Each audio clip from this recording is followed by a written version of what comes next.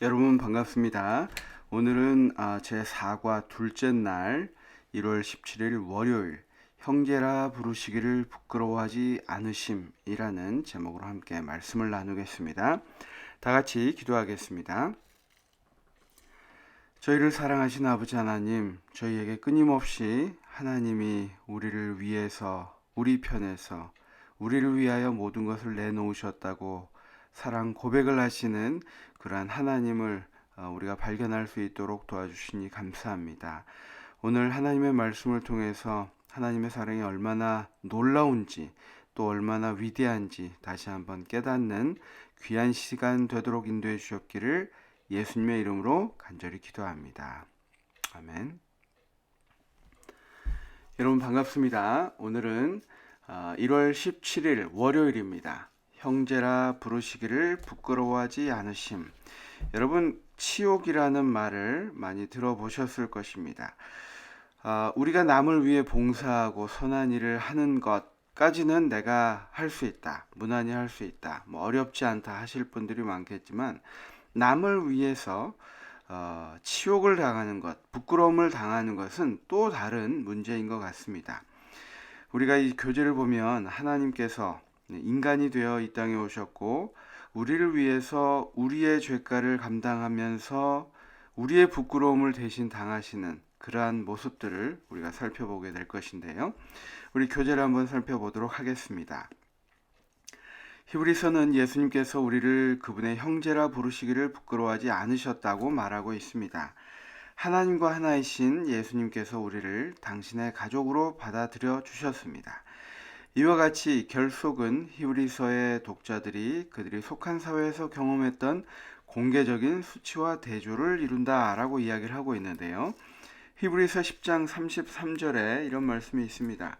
혹 비방과 환난으로서 사람에게 구경거리가 되고 혹 이런 형편에 있는 자들로 사귀는 자 되었으니 너희가 갇힌 자를 동정하고 너희 산업을 빼앗는 것도 기쁘게 당한 것은 더 낫고 영구한 산업이 있는 줄 알미라 라고 말씀하고 있습니다.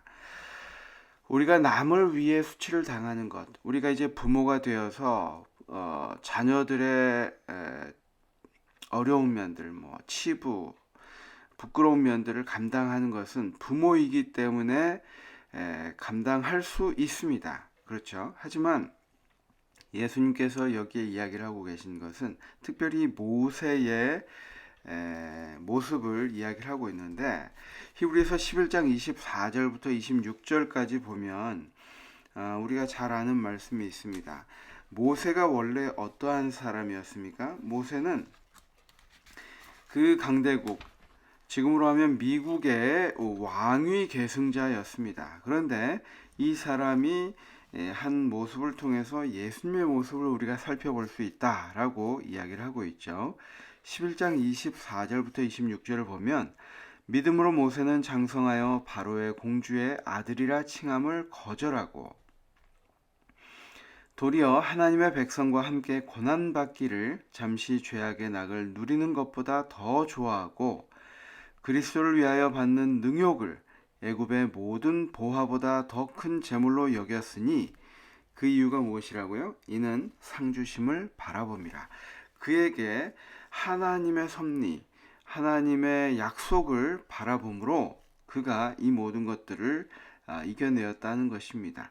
그가 그냥 있어도 공주의 아들로서 왕위 계승자로서 살아갈 수 있었지만 하나님의 백성, 그 당시 하나님의 백성은 누구입니까? 노예 생활입니다. 강대국에서 노예 생활을 하고 있는 이 백성과 함께 죄악을 고난받기를 잠시 죄악의 낙을 누리는 것보다 더 좋아하였다. 그의 선택이었다라고 이야기를 하고 있죠. 교재에선 이렇게 이야기를 하고 있습니다. 바로의 공주의 아들로 불리는 것이 모세에게 어떤 의미였는지 생각해 본 적이 있는가? 우리는 너무 먼 이야기이기 때문에 이것을 이렇게 묘사하거나 아니면 드라마처럼 이렇게 나타내 보여주기 전에는 잘 알지 못할 것입니다. 왕으로서 가진 권력, 최고의 권력을 가진 제국의 유력한 사람이었는데 그는 가장 높은 수준의 교양과 군사훈련을 받았고 모두가 주목할 만한 사람이었는데 그것을 버렸다는 것이죠. 스데반은 모세의 말과 하는 일이 능하더라라고 설명을 하고 있고 화인 여서는 모세가 애굽 군대의 총애를 받았으며 바로가 그의 양손을 자기의 보좌의 후계자로 삼기로 했다고 부조와 선지자의 이야기를 하고 있습니다. 그런 이 모세가 정말 제대로 교육도 받지 못하고 정말 하루하루 먹고 사는 것만 해주면 노예 생활로 400년 넘게 살았던 이 이스라엘 백성 그 노예와 함께 하기로 했을 때 이 모세는 어떤 마음이었을까에 대해서 히브리서는 이야기를 하고 있습니다. 이 모든 특권을 버린 이 모세의 모습 속에서 우리는 이 예수님의 모습을 볼 수 있는 것입니다. 우리 마태복음 교재 보면 마태복음과 디모데 후서 또 히브리서의 말씀을 한번 읽어보라고 했는데 근데 더 중요한 것은 여기 보니까 마태복음 말씀에도 이제 나와 있는데요. 우리가 하나님의 사역을 동참하고 또 혹시 남을 위하여 봉사하고 또 희생을 감당한다 할지라도 제가 처음에 말씀드린 것처럼 이 치욕을 감당한다는 것, 부끄러움을 같이 감당한다는 것은 정말 좀 쉽지 않은 것 같습니다. 마태복음 10장 32절에 33절까지 보겠습니다. 누구든지 사람 앞에서 나를 시인하면 나도 하늘에 계신 내 아버지 앞에서 저를 시인할 것이요. 누구든지 사람 앞에서 나를 부인하면 나도 하늘에 계신 내 아버지 앞에서 저를 부인하리라 라고 말씀하셨는데요. 우리가 그러한 상황이 닥쳤을 때 또 우리의 생활 속에서 하나님을 드높이고 또 하나님께 영광 돌리는 것을 하는 사람이 있는 반면에 하나님을 믿는 것, 또 예수를 믿는 사람으로서의 창피함을 가지고 살아가는 사람도 물론 있습니다.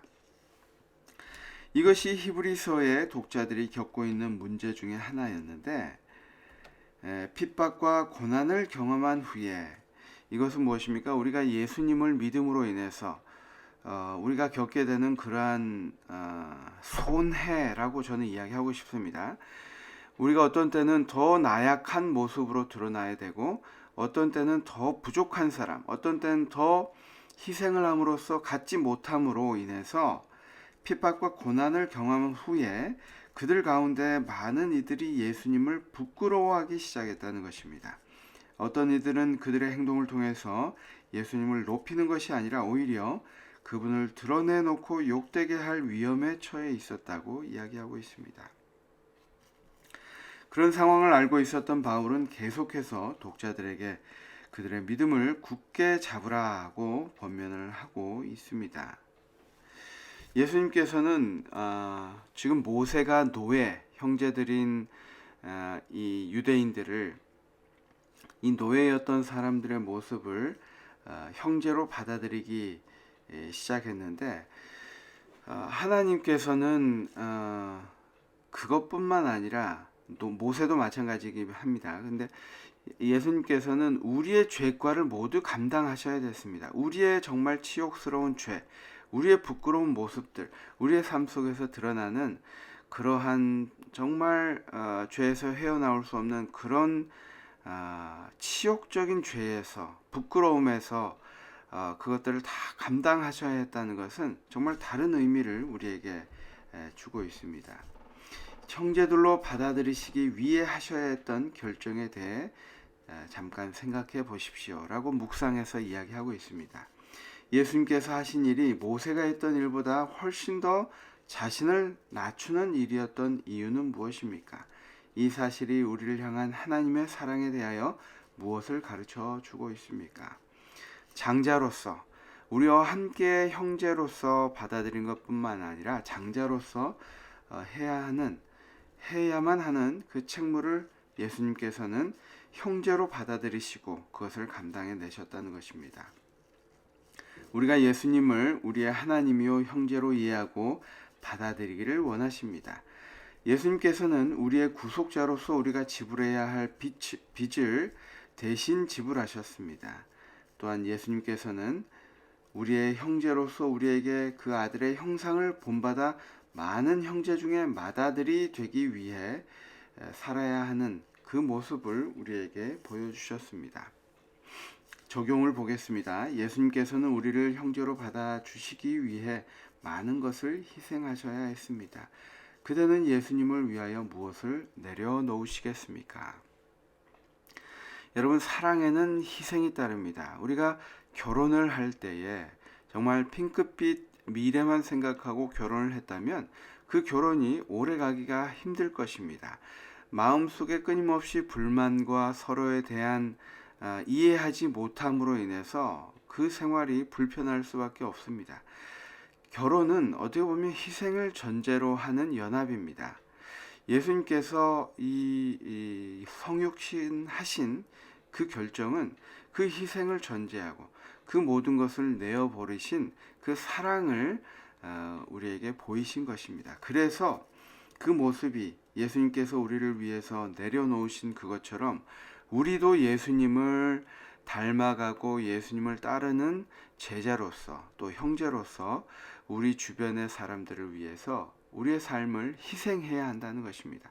희생이 없이는 그것을 감당할 수 없었습니다. 모세도 그랬고 예수님도 그랬고 우리도 마찬가지다라고 이번 교과는 이야기하고 있습니다. 그래서 제목이 무엇입니까?